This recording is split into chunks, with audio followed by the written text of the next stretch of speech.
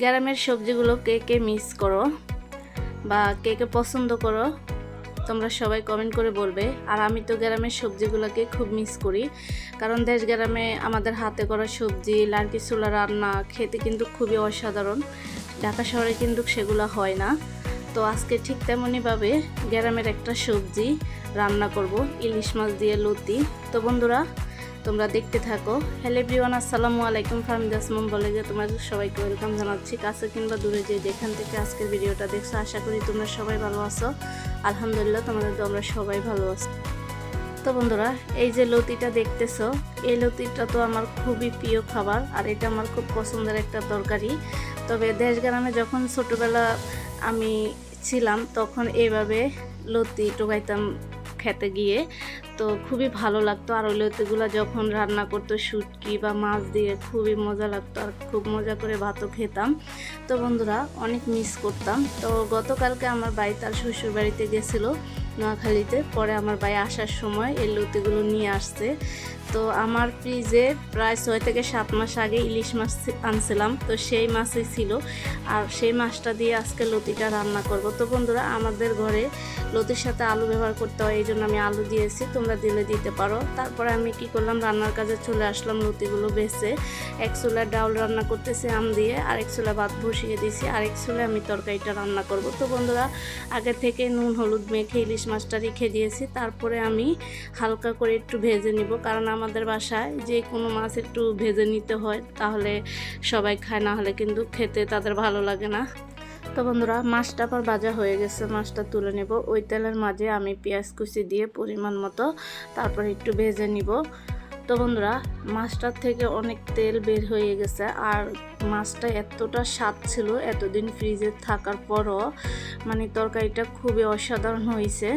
তো আমার বাচ্চারাও বলতেছে মাছটা এতদিন ফ্রিজে ছিল তারপরও মাছের স্বাদটা কিন্তু খুবই ভালো রয়েছে। তো বন্ধুরা পেঁয়াজটা ভাজা হয়ে যাওয়ার পরে আমি সামান্য পরিমাণে একটু পানি দিয়ে দিব। পানি দেওয়ার কারণে মশলাটা আর পুড়ে যাবে না।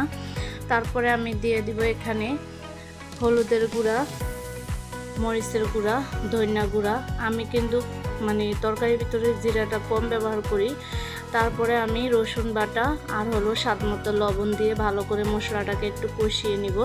তো বন্ধুরা সব তরকারি কিন্তু জিরা মানানসই হয় না, তো কিছু কিছু ক্ষেত্রে কিছু তরকারি আছে জিরার পাখিটা ওটার ভিতরে যায় না। তো বন্ধুরা এক চুলায় মশলাটা একটু কষিয়ে নিচ্ছি, আর এক চুলায় আমি লতি আর আলুটা একটু ভেজে নিচ্ছি।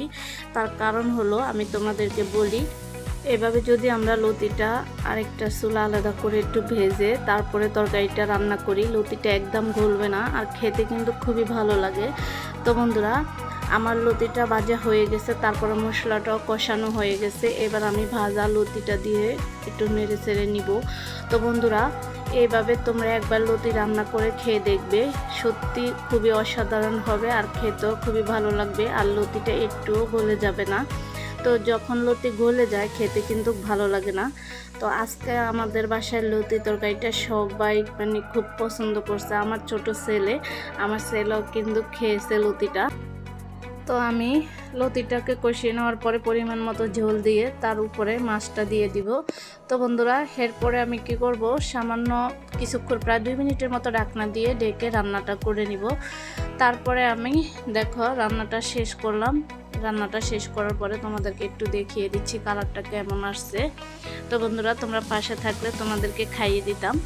তো দেখো খুবই অসাধারণ লাগছে আর খুবই ভালো লাগছে। তো বন্ধুরা তারই মাঝে তোমাদেরকে একটা কথা প্রতিদিনের মতো বলিয়ে দিচ্ছি, যদি আমার এই ভিডিওর কোনো অংশ তোমাদের কাছে ভালো লাগে প্লিজ আমার চ্যানেলটিকে সাবস্ক্রাইব করে একটা লাইক করে দিবে।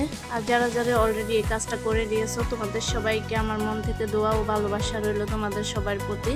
তো বন্ধুরা তারপরে আমরা দুপুরে খাবারটা খেয়ে কিছুক্ষণ রেস্ট নিয়েছি। তারপরে এটা হলো সন্ধ্যার পরে আমরা চটপটি তারপরে ফুচকা নিয়ে আসছি বাইরে গিয়ে। তো এরপরে আমার বোন আছে এখানে, আমার মেয়ে আছে, আমিও আছি, আমার ছেলে আছে, সবাই মিলে তো আমরা ফুচকাটা বানিয়ে নিব। এখানে আমার বোন আর আমি ফুচকাটা বানাচ্ছি, আর আমার মেয়ে ভিডিও করে। তো বন্ধুরা এখানে অনেকগুলো ফুচকা নিয়ে আসা হয়েছে, আর এখানে অনেকটা চটপটিও নিয়ে আসা হয়েছে, কারণ আমার বোনের জামাই সবাই আছে, সবাই মিলে একসাথে খাবো। তো বন্ধুরা এখানে আমার ছেলে আবার আইসক্রিম খাবে, তা আমার বোনের ছেলে খাবে একটা আইসক্রিম, আমার ছেলে খাবে একটা আইসক্রিম। তো এখানে দুজনের জন্য আইসক্রিম নেওয়া হয়েছে। এখন তারা আইসক্রিম খেয়ে নিচ্ছে আর আমরা এখান দিয়ে আগে চটপটিটা বানিয়ে নিচ্ছি, তারপরে ফুচকাটাও বানিয়ে নিচ্ছি। তো বন্ধুরা সত্যি এরকম চটপটি গরমের সময় টক জাতীয় খাবার খেতে কিন্তু খুবই ভালো লাগে, আবার এগুলো খেলে আবার গ্যাসও হয়। তো কী আর করব, মুখের রুচিটা তো থাকতে হবে, এই জন্য কী করলাম সবাই মিলে খেয়ে নিলাম। তো বন্ধুরা সবাই মিলে খাওয়ার মজাটাই হয়েছে আলাদা। তো আজকের ভিডিওটা এই পর্যন্ত থেকে, তোমরা সবাই ভালো থাকবে, সুস্থ থাকবে। আল্লাহ হাফেজ, আসসালামু আলাইকুম।